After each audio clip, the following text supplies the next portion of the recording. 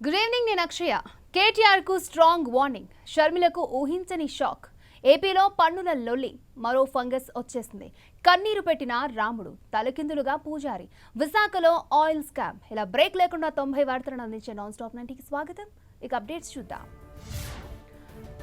Congress BJP నేతలపై తీవ్ర స్థాయిలో మండిపడ్డారు మంత్రి కేటీఆర్. కేసీఆర్ ను ఎంత తిడితే అంత గ్రేట్ అని కొంతమంది నాయకులు ఫీల్ అవుతున్నారని, కేసీఆర్ ను తిడితే పెద్ద లీడర్లు కాలేరు అన్నారు. కేసీఆర్ తెలంగాణను ప్రేమించినంతగా ప్రపంచంలో మరెవరూ ప్రేమించలేరని, కేసీఆర్ ను గెలవాలంటే ఆయన కంటే ఎక్కువగా ప్రేమించాలి అన్నారు.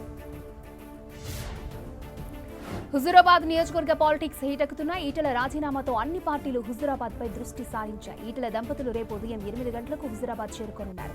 ఆ తర్వాత కమలాపూర్ మండలంలో పర్యటించనున్నారు. అనంతరం శనిగరం, గోపాల్పూర్ గ్రామాల్లోని ప్రజలతో భేటీ కానున్నారు.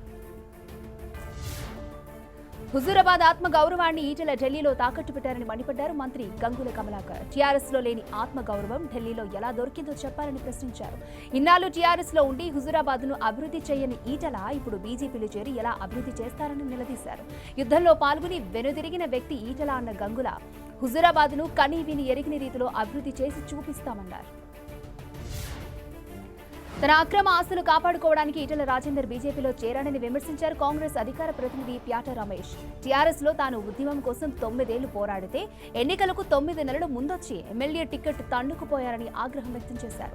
తెలంగాణ ఉద్యమంలో ఈటెల ఎక్కడ పనిచేశారో చెప్పాలని ప్రశ్నించారు. నాడు పదవి కోసమే ఈటెల టీఆర్ఎస్ లోకి వచ్చారన్నారు రమేష్. బీజేపీలో ఈటెల చేరికపై ఆ పార్టీ నేత పెద్దిరెడ్డి స్పందించారు. ఈటెలే కాదు, కేసీఆర్ వచ్చినా స్వాగతిస్తామన్నారు. ఎన్నికల్లో పోటీకి అవకాశం వస్తే చేస్తారని స్పష్టం చేశారు. మరోవైపు పెద్దిరెడ్డి కూడా హుజూరాబాద్ పర్యటనకు రెడీ అయ్యారు. రేపటి నుంచి ఆయన పలు మండలాల్లో పర్యటించనున్నారు. రాజీనామా సమయంలో ఈటెల చేసిన ప్రకటనపై తెలంగాణ మావో పార్టీ నేత జగన్ ఆగ్రహం వ్యక్తం చేశారు. కేసీఆర్ ఫ్యూడల్ పెత్తనానికి వ్యతిరేకంగా పోరాడతారని రాజీనామా చేసి హిందుత్వ పార్టీ అయిన బీజేపీ తీర్థం పుచ్చుకున్నారని మండిపడ్డారు. ఆర్ఎస్యూ మావోయిస్టులు మద్దతిస్తారని ఈటెల చెప్పుకోవడం మోసమని అన్నారు. కేసీఆర్ పక్కన ఉండి ఈటెల తన ఆస్తులు పెంచుకునేందుకు ప్రయత్నించారని, అందులో భాగమే భూముల ఆక్రమణని లేఖలో తెలిపారు. టీఆర్ఎస్ ఎంపీ నామా నాగేశ్వరరావుకు ఈడీ సమన్లు పంపింది. ఈ నెల 25న విచారణకు రావాలని ఆదేశించింది. బ్యాంకులను 1064 కోట్లకు మోసం చేసినట్లుగా వచ్చిన అభియోగాలతో ఈడీ అధికారులు ఇప్పటికే నామా నివాసాల్లో సోదాలు నిర్వహించారు. నామాతో పాటు మధుకాన్ డైరెక్టర్ల ఇళ్లలోనూ సెర్చ్ చేశారు. ఆయా సంస్థల అకౌంట్లు, డాక్యుమెంట్లు, కాంట్రాక్టులకు సంబంధించిన కీలక సమాచారాన్ని సేకరించారు. వాటి ఆధారంగా ఈడీ సమన్లు పంపింది. సూర్యాపేట జిల్లా నేరేడుచెర్ల మండలం మేడారంలో నిరుద్యోగి నీలకంఠ సాయి ఆత్మహత్యాయత్నంపై రాజకీయ మంటలు చెలరేగుతున్నాయి. ఆత్మహత్యాయత్నం చేసిన నీలకంఠ సాయిని పరామర్శించేందుకు మేడారంలోని అతని ఇంటికి వెళ్లారు షర్మిల. అయితే నీలకంఠ సాయి ఇంట్లో లేకపోవడంతో టీఆర్ఎస్ నేతలపై ఆమె తీవ్ర స్థాయిలో మండిపడ్డారు. పరామర్శించి ధైర్యం చెప్పడానికి తానొస్తే టీఆర్ఎస్ నాయకులు మాయం చేశారని ఆరోపించారు. ఇదిలా ఉంటే యువకుడు నీలకంఠ నానమ్మ వాదన మరొకలా ఉంది. ఆరోగ్యం సరిగా లేకపోవడంతో ఆసుపత్రిలో చూపించుకోవడానికి వెళ్లినట్లుగా ఆమె చెప్పారు. షర్మిల పర్యటన గురించి తమకు ఎవరూ సమాచారం ఇవ్వలేదని స్పష్టం చేశారు. రాజకీయాలకు అతీతంగా అంబర్పేట్ను అభివృద్ధి చేయాలన్నారు కేంద్ర సహాయ మంత్రి కిషన్ రెడ్డి. ఎంపీ ల్యాండ్ నిధులతో నిర్మితమైన తక్కజేల్ దోబీ ఘాట్ కమ్యూనిటీ హాలును ఆయన ప్రారంభించారు. ఇక వ్యాక్సిన్ పై ఎవరూ ఆందోళన చెందొద్దన్నారు కిషన్ రెడ్డి.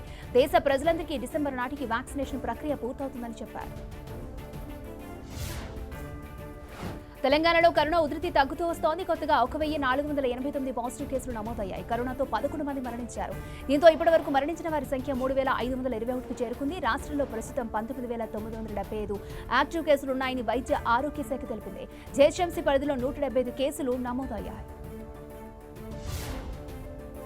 అటు ఏపీలోనూ కరోనా కేసుల సంఖ్య తగ్గిపోతోంది. కొత్తగా 6,617 పాజిటివ్ కేసులు నమోదయ్యాయి. కోవిడ్ వల్ల 57 మంది బాధితులు ప్రాణాలు కోల్పోయారు. అత్యధికంగా తూర్పుగోదావరిలో 1,397, అత్యల్పంగా కర్నూలు జిల్లాలో 217 కేసులు నమోదయ్యాయి. జూన్ 20 తర్వాత రాష్ట్రంలో కర్ఫ్యూ సడలింపులు ఉంటాయన్నారు సీఎం జగన్. ఈ నెల 20 తర్వాత సడలింపులు ఇస్తూ కర్ఫ్యూ కొనసాగుతుందని ఇవాళ జరిగిన స్పందన సమీక్షలో తెలిపారు. రాష్ట్రంలో కేసుల సంఖ్య, పాజిటివిటీ రేటు కూడా తగ్గిందన్నారు. అయితే కరోనా 0 స్థాయికి చేరుతుందని అనుకోవద్దని, ప్రతి ఒక్కరికి వ్యాక్సిన్ అందించాలని అధికారులను ఆదేశించారు సీఎం. థర్డ్ వేవ్ వస్తే ఎదుర్కొనేందుకు సిద్ధంగా ఉండాలని అధికారులకు దిశానిర్దేశం చేశారు సీఎం జగన్. టెస్టులపై ఫోకస్ పెట్టాలని, గ్రామాల్లో ఫీవర్ సర్వేలను ప్రతి వారం నిర్వహించాలని ఆదేశించారు. ఇక ప్రైవేట్ ఆసుపత్రులు ఎక్కువ ఛార్జీలు వసూలు చేస్తే కఠిన చర్యలు తప్పవని హెచ్చరించారు. మొదటిసారి పెనాల్టీ, రెండోసారి ఉల్లంఘిస్తే క్రిమినల్ కేసులు నమోదు చేయాలని అధికారులకు చెప్పారు. ప్రజలను పీడించే వారి విషయంలో కఠినంగా వ్యవహరించాలి అన్నారు. 10th ఎగ్జామ్స్ నిర్వహించేందుకు ఏపీ ప్రభుత్వం రెడీ అవుతోంది. వచ్చే నెల 26 నుంచి ఆగస్టు 2 వరకు పరీక్షలు నిర్వహించేందుకు పాఠశాల విద్యాశాఖ ప్రతిపాదనలను సిద్ధం చేసింది. 4000 సెంటర్లలో ఎగ్జామ్స్ నిర్వహించేందుకు ఏర్పాట్లు చేస్తోంది. సెప్టెంబర్ 2 లోపు ఫలితాలు విడుదల చేసే అవకాశం ఉంది. అయితే 10th క్లాస్ పరీక్షలపై రేపు సీఎం జగన్ కీలక నిర్ణయం తీసుకునే అవకాశం ఉంది. ఏపీలో గ్రూప్ 1 ఇంటర్వ్యూల ప్రక్రియకు బ్రేక్ వేసింది హైకోర్టు. రేపటి నుంచి జరగాల్సిన ఇంటర్వ్యూలను నిలిపివేయాలంటూ స్టే విధించింది. ఈ ప్రక్రియను 4 వారాల పాటు నిలిపివేయాలని ఆదేశాలిచ్చింది. గ్రూప్ 1 మెయిన్స్ పరీక్షల్లో అక్రమాలు జరిగాయంటూ పిటిషన్లు దాఖలైన పిటిషన్లను విచారించిన న్యాయస్థానం ఇంటర్వ్యూలను ఆపేయాలని ఉత్తర్వులిచ్చింది. ఈ కేసులో కౌంటర్ దాఖలు చేయాలని ఏపీపీఎస్సీని ఆదేశించింది. ఏపీలో 3 రాజధానుల ఏర్పాటు ఖాయమని కుండబద్దలు కొట్టారు మంత్రి బొత్స. 3 రాజధానులపై అసెంబ్లీలో సీఎం జగన్ చెప్పిందే తమ విధానమని స్పష్టం చేశారు. 3 రాజధానుల ఏర్పాటుకు డీపీఆర్ ఎప్పుడో సిద్ధమైందని, అయితే దుష్ట శక్తులు కోర్టు ద్వారా అడ్డుకోవడంతో ఆలస్యం అవుతోంది అన్నారు. అన్ని ప్రాంతాలు అభివృద్ధి చెందాలన్న సీఎం సంకల్పం దృఢమైందని, అది ఖచ్చితంగా నెరవేరుతుందని ధీమా వ్యక్తం చేశారు మంత్రి. పంచగ్రామాల సమస్యలను పరిష్కరిస్తామన్నారు ఎంపీ విజయసాయిరెడ్డి. సమస్యను పరిష్కరిస్తామని ఎన్నికల మేనిఫెస్టోలోనే చెప్పామన్న ఆయన పంచగ్రామాల సమస్య పరిష్కారానికి కట్టుబడి ఉన్నామని స్పష్టం చేశారు. పంచగ్రామాల్లో ఉన్న ప్రతి ఒక్కరి ప్రయోజనాలను కాపాడుతామని తెలిపారు ఎంపీ విజయసాయిరెడ్డి. మాన్సాస్ ట్రస్ట్ వ్యవహారంపై కూడా స్పందించారు ఎంపీ విజయసాయిరెడ్డి. మాన్సాస్ ట్రస్ట్ లో 14,000 ఎకరాల భూమి ఉందని, ఆ భూమిని రక్షించాల్సిన బాధ్యత ప్రభుత్వంపై ఉందన్నారు ఆయన. ఇక మాన్సాస్ లో 14 విద్యాసంస్థలు కూడా ఉన్నాయని, 10 ఏళ్లుగా విద్యాసంస్థలో ఆడిటింగ్ జరగలేదు అన్నారు. ఒకవేళ ఆడిటింగ్ లో అవకతవకలు ఉన్నట్లుగా తేలితే చర్యలు తప్పవని హెచ్చరించారు విజయసాయిరెడ్డి. ఏపీ సర్కారుపై రాష్ట్ర బీజేపీ ధ్వజమెత్తింది. ఒక చేత్తో ఉచితాలను ఇస్తూ మరొక చేత్తో నూతన ఆస్తి పన్ను ప్రవేశపెట్టి ప్రజల నడ్డి విరిచే కార్యక్రమానికి శ్రీకారం చుట్టిందంటూ ఆగ్రహం వ్యక్తం చేసింది. వైసీపీ ప్రజా వ్యతిరేక విధానాలను నిరసిస్తూ రాష్ట్ర వ్యాప్తంగా ధర్నాకు దిగింది. రాష్ట్రంలోని అన్ని కార్పొరేషన్, మున్సిపాలిటీ, నగర పంచాయతీ కార్యాలయాల వద్ద ధర్నాలు చేపట్టింది. అటు పట్టణ ప్రజలపై పన్నుల భారం సరికాదంటూ కేంద్ర రాష్ట్ర ప్రభుత్వాలకు వ్యతిరేకంగా రాజమండ్రిలో పౌర సంక్షేమ సంఘం నిరసనకు దిగింది. కరోనా కష్టకాలంలో ప్రజలకు అండగా ఉండాల్సిన కేంద్ర రాష్ట్ర ప్రభుత్వాలు పన్నుల పేరుతో భారం మోపడం సరికాదన్నారు. దీనిపై స్థానిక ప్రజాప్రతినిధులు స్పందించాలని డిమాండ్ చేశారు. ఏపీ సర్కార్ పన్నుల పేరుతో ప్రజలపై భారం మోపుతోందని ఆగ్రహం వ్యక్తం చేశారు ఎంపీ జీవీఎల్. ఆస్తి పన్ను పెంపునకు కేంద్రం కారణం కాదన్న ఆయన అప్పులు తీర్చుకునేందుకు పన్నులు పెంచి అపవాదుని కేంద్రంపై మోపుతోందని మండిపడ్డారు. ఒకవేళ కేంద్రమే పన్నులు పెంచితే బీజేపీ పాలిత రాష్ట్రాల్లో పన్నులు ఎందుకు పెరగలేదని ప్రశ్నించారు. ఆస్తి పన్నుపై ప్రజల్లో అపోహలు సృష్టించొద్దు అన్నారు మంత్రి బొత్స. గతంలో ఆస్తి పన్ను లోపభూయిష్టంగా ఉండేదన్నారు. ఆస్తి పన్ను విధానంపై 3 కమిటీలు వేశామని, వారు 3 రాష్ట్రాల్లో అధ్యయనం చేశారు అన్నారు. కమిటీల నివేదిక ఆధారంగా పన్నులను నిర్ణయించామన్నారు బొత్స. భారత్, ఫ్రాన్స్లో టెక్నాలజీ సహా వివిధ అంశాలపై కలిసి పనిచేస్తున్నాయన్నారు ప్రధాని మోదీ. ఒకవేళ నూతన ఆవిష్కరణలే లేకపోతే భారత్లో కోవిడ్కు వ్యతిరేకంగా జరిపిన పోరాటంలో చాలా వెనుకబడి ఉండేవాళ్లమన్నారు ప్రధాని. భారత్లో కరోనా కేసులు రోజురోజుకు తగ్గుతున్నాయి. కొత్తగా 62,225 పాజిటివ్ కేసులు నమోదవగా 2,542 మంది కోవిడ్ బారిన పడి మృతి చెందారు. ప్రస్తుతం 8,65,432 యాక్టివ్ కేసులున్నాయి. భారత్ బయోటెక్ కరోనా వ్యాక్సిన్ కోవాక్సిన్ పై సోషల్ మీడియాలో జరిగిన ప్రచారంపై కేంద్రం, భారత్ బయోటెక్ స్పందించాయి. వాస్తవాలను వక్రీకరించి తప్పుగా ప్రచారం చేస్తున్నారని కేంద్రం క్లారిటీ ఇచ్చింది. లేగదూడల సీరంను, వీరో సెల్స్ ను కృత్రిమంగా వృద్ధి చేయడానికి వినియోగిస్తారని ప్రభుత్వం తెలిపింది. అటు భారత్ బయోటెక్ కూడా లేగదూడల నుంచి తీసిన సీరంను వ్యాక్సిన్ల తయారీ కోసం వినియోగించడం కొత్తేమీ కాదని, అది సంప్రదాయబద్ధంగా వస్తుందన్నది తెలిపింది. కరోనా సెకండ్ వేవ్ లో దేశవ్యాప్తంగా 730 మంది వైద్యులు మరణించారని ఇండియన్ మెడికల్ అసోసియేషన్ తెలిపింది. బీహార్లో గరిష్టంగా 115 మంది, తర్వాత ఢిల్లీలో 109 మంది వైద్యులు కరోనా బారిన పడి ప్రాణాలు కోల్పోయినట్లుగా వెల్లడించింది. రాష్ట్రాల వారీగా సెకండ్ వేవ్ లో మరణించిన వైద్యుల సంఖ్యను ఐఎంఏ విడుదల చేసింది. దేశంలో తొలిసారిగా గ్రీన్ ఫంగస్ కేసు నమోదు కావడం కలకలం రేపుతోంది. మధ్యప్రదేశ్ ఇండోర్లోని ఓ వ్యక్తిలో గ్రీన్ ఫంగస్ లక్షణాలు కనిపించాయి. Aurobindo institute of medical sciences లో 34 ఏళ్ల వ్యక్తికి పరీక్షలు జరిపినప్పుడు అది బయటపడింది.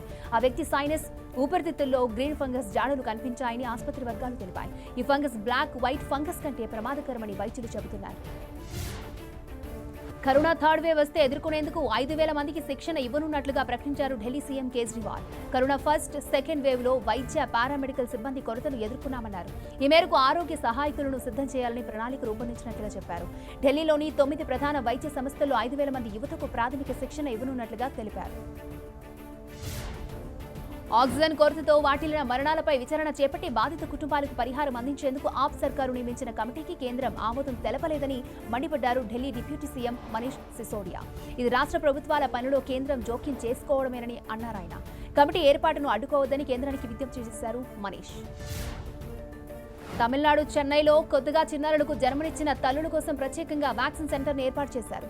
చెన్నైలోని ఎగ్మోర్ చిల్డ్రన్ హాస్పిటల్లో బాలింతలకు వ్యాక్సిన్ వేస్తున్నారు. ప్రేమ సౌధం తాజ్ మహల్ తిరిగి తెరుచుకుంది. 2 నెలల క్రిందట కరోనా సెకండ్ వేవ్ తో మూతపడిన చారిత్రక ప్రదేశం మళ్లీ పర్యాటకులకు స్వాగతం పలుకుతోంది. ఇక మీదట యథావిధిగా అందరికీ తాజ్ మహల్ అందాలను తిలకించే అవకాశం కల్పించనున్నారు. అయితే ఆన్లైన్లో టికెట్లు బుక్ చేసుకున్న వారికే తాజ్ మహల్ ను చూసేందుకు అనుమతి ఇస్తున్నట్లుగా అధికారులు తెలిపారు. ట్విట్టర్ పై తీవ్రస్థాయిలో విరుచుకుపడ్డారు కేంద్ర ఐటీ శాఖ మంత్రి రవిశంకర్ ప్రసాద్. దేశంలో ట్విట్టర్ పొందుతున్న చట్టపరమైన రక్షణను కోల్పోవడం సంస్థ చేసుకున్న తప్పిదమే అన్నారు. ఐటీ నిబంధనల విషయంలో ట్విట్టర్కు ఎన్నిసార్లు హెచ్చరికలు చేసినా పట్టించుకోలేదని విమర్శించారు. యూపీలో దుమారానికి దారితీసిన ఘజియాబాద్ ఉదంతం ఇప్పుడు ట్విట్టర్ మెడకు చుట్టుకుంది. దీంతో సంబంధం ఉన్నట్లుగా అనుమానిస్తున్న కొందరు జర్నలిస్టులు, కాంగ్రెస్ నేతలు సహా ట్విట్టర్ యాజమాన్యంపైన ఎఫ్ఐఆర్ నమోదు చేశారు. ఘజియాబాద్లో జరిగిన ఘటనకు మతం రంగు పులమడానికి ప్రయత్నించారనే కారణంతో కాంగ్రెస్ నేతలు జర్నలిస్టులపై కేసు పెట్టారు. యూపీ అసెంబ్లీ ఎన్నికల కోసం ఆర్ఎస్ఎస్ మేధోమథనం చేయనుంది. వచ్చే నెల జూలై 9 నుంచి 13 వరకు 5 రోజుల పాటు సమావేశం జరపనుంది. ఈ సమావేశానికి ఆర్ఎస్ఎస్ చీఫ్ మోహన్ భగవత్, దత్తాత్రేయ హసబలే తదితరులు హాజరు కానున్నారు. ఆర్ఎస్ఎస్ కు చెందిన సీనియర్ ప్రచారకులు, కార్యకర్తలు ఈ సమావేశానికి హాజరు కానున్నారు. కేదార్నాథ్లో పూజలు చేయాల్సిన పూజారి ఆలయం ముందు శీర్షాసనం వేశాడు. ఉత్తరాఖండ్లో చార్ధామ్ దేవస్థానం మేనేజ్మెంట్ బోర్డు ఏర్పాటును వ్యతిరేకిస్తూ కేదార్నాథ్ ఆలయ పూజారి సంతోష్ త్రివేది ఇలా శీర్షాసనం వేశారు. వారం రోజుల పాటు ఇలా చేసే నిరసన చేపట్టనున్నట్లుగా ఆయన వెల్లడించారు. చార్ధామ్ బోర్డును రద్దు చేయకుంటే నిరసన ఉగ్రరూపం దాలుస్తుందని ప్రభుత్వాన్ని హెచ్చరించారు. బీహార్కు చెందిన ఎల్జేపీ నేత చిరాగ్ పాస్వాన్ లోక్సభ స్పీకర్ ఓం బిర్లాకు లేఖ రాశారు. తన స్థానంలో పశుపతి కుమార్ పరాస్ను లోక్సభలో ఎల్జేపీ నేతగా ప్రకటించడం తమ పార్టీ నిబంధనలకు విరుద్ధమని తెలిపారు. పార్టీ అధినాయకత్వం తన చేతుల్లోనే ఉందన్న ఆయన లోక్సభలో ఎల్జేపీ నేతగా తన పేరునే ప్రకటిస్తూ కొత్తగా ఉత్తర్వులు జారీ చేయాలని కోరారు. ఉత్తరప్రదేశ్లోని ఘాజీపూర్లో మహాభారతం సీన్ రిపీట్ అయింది. కలియుగంలో కర్ణుడి తరహా ఘటన చోటు చేసుకుంది. గంగానది ధాత్రి ఘాట్లో ఓ చెక్క పెట్టే, ఆ పెట్టెలో పసిబిడ్డ కనిపించింది. పసిబిడ్డతో పాటు ఆ పెట్టెలో దేవతల ఫోటోలున్నాయి. అంతేకాదు అందులో ఆ పాప పుట్టిన తేదీ, సమయం, జాతకం వివరాలతో కూడిన చార్ట్ కూడా ఉంది. ఆ జాతకంలో చిన్నారి పుట్టిన తేదీ మే 25గా ఉంది. అమ్మాయి పేరు గంగా అని రాసి ఉంది. అక్కడే పడవ నడుపుకుంటూ జీవనం సాగించే గుళ్ళు చౌదరి కంటపడింది ఆ పెట్టె. అనంతరం ఆ పసిబిడ్డను పెంచుకునేందుకు ఇంటికి తీసుకెళ్లాడు. అయితే ఇంతలోనే అక్కడి స్థానికులు ఈ విషయంపై పోలీసులకు సమాచారం అందించారు. దీంతో అక్కడికి చేరుకున్న పోలీసులు ఆ పసిపాపను తమతో తీసుకుని వెళ్లి ఆశాద్ జ్యోతి కేంద్రంలో ఉంచారు. ఆ చిన్నారి వివరాలు కనుక్కునే పనిలో పడ్డారు. బంగారు ఆభరణాలతో పాటు ఇతర బంగారు వస్తువులపై ఖచ్చితంగా హాల్ మార్క్ ఉండాలన్న నిబంధన దేశవ్యాప్తంగా ఇవాళ నుంచి అమల్లోకి వచ్చింది. ఈ నేపథ్యంలో సూరత్లో ఉన్న బంగారు షాపు ఓనర్లు, కస్టమర్లు స్పందించారు. కేంద్ర ప్రభుత్వం తీసుకున్న నిర్ణయాన్ని వారు స్వాగతించారు. ఏపీ సర్కారు ఆర్డీఎస్ హెడ్ రెగ్యులేటరీ వద్ద చేపడుతున్న కుడికాలువ నిర్మాణ పనులపై కేంద్రం స్పందించాలన్నారు మంత్రి శ్రీనివాస్ గౌడ్. కేంద్రం, కృష్ణా బోర్డు అనుమతులు లేకుండానే ఏపీ ప్రభుత్వం ఆర్డీఎస్ హెడ్ రెగ్యులేటరీ వద్ద కుడికాలువ నిర్మాణం చేపట్టిందని చెప్పారు. దీనివల్ల తెలంగాణలోని ఆలంపూర్ ప్రాంతం తీవ్ర ఇబ్బందులు పడుతుందన్న ఆయన ఏపీ ప్రభుత్వం చేస్తున్న పనులను సీఎం కేసీఆర్ తిప్పికొడతారు అన్నారు. ఒంగోలులో ఆనందయ్య మందును పంపిణీ చేశారు మంత్రి బాలినేని శ్రీనివాసరెడ్డి. సుమారు 5,000 మందికి ఆనందయ్య మందును అందించారు. నియోజకవర్గంలో మందును పంపిణీ చేయడం ఆనందంగా ఉందన్నారు బాలినేని దంపతులు. మందును తయారు చేసిన ఆనందయ్యకు కృతజ్ఞతలు తెలిపారు. విశాఖ జిల్లా పెందుర్తిలో భారీ మోసం వెలుగులోకి వచ్చింది. వంట నూనె వ్యాపారంలో భాగస్వామ్యం కల్పిస్తామంటూ వ్యాపారి రాధాకృష్ణ భారీ మోసానికి పాల్పడ్డాడు. 16 మంది నుంచి ₹1 కోటి వసూలు చేసినట్లుగా బాధితులు ఆరోపిస్తున్నారు. ఒక్కొక్కరి నుంచి 2 లక్షల నుంచి 10 లక్షల వరకు వసూలు చేశాడని చెబుతున్నారు. బాధితుల ఫిర్యాదుతో రాధాకృష్ణ, అతని కుటుంబ సభ్యుల కోసం పోలీసులు గాలిస్తున్నారు. దేశవ్యాప్తంగా మెట్రో నగరాల్లో యూత్ ను జోకర్ మాల్వేర్ వణికిస్తోంది. జోకర్ మాల్వేర్ తో యువత తీవ్రంగా నష్టపోతోంది. ఫోన్లు, డెస్క్ టాపుల్లో ఈ మాల్వేర్ ప్రత్యక్షమవుతోంది. దీన్ని ఓపెన్ చేస్తే సైబర్ నేరగాళ్ల చేతిలోకి వ్యక్తిగత సమాచారం వెళ్తుందని హైదరాబాద్ సిపి అంజనీ కుమార్ హెచ్చరించారు. జోకర్ సాఫ్ట్వేర్ ను ఎట్టి పరిస్థితుల్లో ఓపెన్ చేయొద్దని అంజనీ కుమార్ హెచ్చరించారు. షాద్నగర్లో నకిలీ డాక్టర్ను పోలీసులు అరెస్ట్ చేశారు. వార్డు బాయ్గా పనిచేసిన ప్రవీణ్ ఎంబీబీఎస్ డాక్టర్ అవతారం ఎత్తాడు. కోవిడ్ ట్రీట్మెంట్ పేరుతో లక్షలు దండుకున్నాడు. ఎంబీబీఎస్ పట్టా లేకుండా వైద్యం చేస్తున్నాడంటూ షాద్నగర్ పోలీస్ స్టేషన్లో పలువురు ఫిర్యాదులు చేయడంతో పోలీసులు అతన్ని అరెస్ట్ చేశారు. 420, 336 ఐపీసీ సెక్షన్ల కింద కేసు నమోదు చేశారు. నాసిరకం విత్తనాలు అమ్ముతున్న కంపెనీలు, వ్యాపారులపై ఉక్కుపాదం మోపుతున్నారు పోలీసులు. రైతులను మోసం చేస్తున్న వారిపై కఠిన చర్యలు తీసుకుంటున్నామన్నారు రాచకొండ పోలీస్ కమిషనర్ మహేష్ భగవత్. సూర్యాపేట జిల్లా చింతలపాలెంలో నాసిరకం విత్తనాల అమ్మకం కేసు దర్యాప్తులో పోలీసులు పురోగతి సాధించారు. మరొక 2 నిందితులను అరెస్ట్ చేశారు. మోర్తాల నాగిరెడ్డి, మల్రెడ్డి సాయిరెడ్డిని అరెస్ట్ చేసి రిమాండ్కు తరలించారు. ఖమ్మం జిల్లా మధుర బస్టాండ్ సమీపంలో ఉన్న ఓ ప్రైవేట్ ఏటీఎంలో 2 దొంగలు హల్చల్ చేశారు. పకడ్బందీ ప్రణాళికతో అర్ధరాత్రి వేళ 2 దొంగలు ఏటీఎంలోకి వెళ్లారు. అందులో ఉన్న సీసీ కెమెరాను ముందుగా ధ్వంసం చేశారు. ఆ తర్వాత ఏటీఎం యంత్రాన్ని తెరిచేందుకు 2 నానా తంటాలు పడ్డారు. జాగ్రత్తగా ముఖాలు కనబడకుండా కరోనా వ్యాపించకుండా మాస్కులు పెట్టుకుని వచ్చిన కంత్రిగాళ్లు అక్కడున్న మరొక సీసీ కెమెరాను మాత్రం గుర్తించలేకపోయారు. ఏటీఎంను పగలగొట్టే పనిలో నిమగ్నమైన ఒకడు చివరకు మరొక చోట ఉన్న కెమెరాను చూశాడు. అంతే, తొరి కెమెరా బాబు అనుకుని బయటకు పారిపోయారు. తిరుపతి రూరల్ మండలం పుదిపట్లలో స్వల్ప ఉద్రిక్తత నెలకొంది. ఆనందయ్య మందును గ్రామ సర్పంచ్ ఇంటింటికి పంపిణీ చేస్తూ ఉండగా అనుమతి లేదని పోలీసులు అడ్డుకున్నారు. ఖమ్మం జిల్లా కారేపల్లిలో కలకలం చోటు చేసుకుంది. వెంకటయ్య తండాలోని రాముని ఆలయంలోని రాముని విగ్రహం కళ్లలోంచి నీళ్లొస్తున్నాయి. చుట్టుపక్కల చాలా విగ్రహాలున్నాయి. ఆ విగ్రహాలకు వేటికి కన్నీళ్లు రాకుండా ఒక్క రాముడి విగ్రహం కళ్ళ నుంచే నీరు కారుతూ ఉండడంతో గ్రామస్తులు భయాందోళనకు గురవుతున్నారు. మరోవైపు అర్చకులు అక్కడికి చేరుకుని ప్రత్యేక పూజలు నిర్వహిస్తున్నారు. 5 ఏళ్లుగా గ్రామంలో రామునికి ప్రతి ఏడాది కళ్యాణం చేస్తున్నామని, అయితే ఈ ఏడాది కరోనా వల్ల కళ్యాణం చేయకపోవడం వల్ల ఇదంతా జరుగుతోందని అంటున్నారు అక్కడి ప్రజలు. ఏపీలో కరోనా ఉధృతి తగ్గుతూ ఉండడంతో ప్రసిద్ధ ఆలయాలు ఒక్కొక్కటిగా తెరుచుకుంటున్నాయి. ఏప్రిల్ 16న మూసేసిన కడప జిల్లా ఒంటిమిట్ట శ్రీ కోదండరామస్వామి ఆలయాన్ని ఇవాళ తెరిచారు. సర్కారు నిబంధనల మేరకు ఉదయం 6 గంటల నుంచి మధ్యాహ్నం 2 గంటల వరకు భక్తులకు స్వామివారి దర్శనాన్ని అనుమతించారు. అటు నిబంధనల సడలింపుతో విజయవాడ ఇంద్రకీలాద్రిపై భక్తుల రద్దీ కొనసాగుతోంది. సెకండ్ వేవ్ లో రోజుకు 100 మంది భక్తులు కూడా అమ్మవారిని దర్శించుకోలేదు. అయితే ఇప్పుడు రోజుకు 1000 నుంచి 1500 మంది భక్తులు అమ్మవారి దర్శనానికి వస్తున్నారు. తిరుమల శ్రీవారిని దర్శించుకునే భక్తుల సంఖ్య క్రమంగా పెరుగుతోంది. రద్దీకి తగ్గట్లుగా హుండీ ఆదాయంలో కూడా స్వల్పంగా పెరుగుదల కనిపిస్తోంది. జూన్ నెల ప్రారంభం నుంచి భక్తుల రద్దీ, శ్రీవారి హుండీ ఆదాయం పెరుగుతోంది. మేడ్చల్ జిల్లా మల్కాజ్గిరిలోని ట్రాఫిక్ పోలీసులు షాక్ కి గురయ్యారు. వాహన తనిఖీలో భాగంగా పోలీసులు 2 బైకులను చెక్ చేశారు. అయితే బైకులపై ఉన్న చలానాలను చూసి పోలీసులు అవాక్కయ్యారు. ఓ బైక్ పై 52 చలానాలుంటే మరొక బైక్ పై ఏకంగా 92 పెండింగ్ చలాన్లు ఉన్నట్లుగా పోలీసులు గుర్తించారు. కొడుకు కాడెద్దుగా మారి సాగులో తండ్రికి సహకరిస్తున్న ఘటనపై ఎంపీ సోయం బాపురావు స్పందించారు. తన కుమారుడు సోయం వెంకటేష్ ద్వారా 40,000 అందించి ఎద్దును కొనిపించారు. ఆదిలాబాద్ జిల్లా ఇంద్రవెల్లి మండలం డొంగార్గాం గ్రామంలో ఈ ఘటన చోటు చేసుకుంది. ముంబైలో వర్షాలు దంచి కొడుతున్నాయి. ఎడతెరిపి లేకుండా వర్షం పడుతూ ఉండడంతో లోతట్టు ప్రాంతాలు జలమయమయ్యాయి. రోడ్లపై మోకాలు లోతు వర్షపు నీరు నిలిచిపోవడంతో వాహనాల రాకపోకలకు తీవ్ర అంతరాయం ఏర్పడింది. ఇవి నాన్ స్టాప్ 90 అప్డేట్స్. మరిన్ని అప్డేట్స్ కోసం చూస్తూనే ఉండండి 10 టీవీ. జనం కోసం, నిజం కోసం.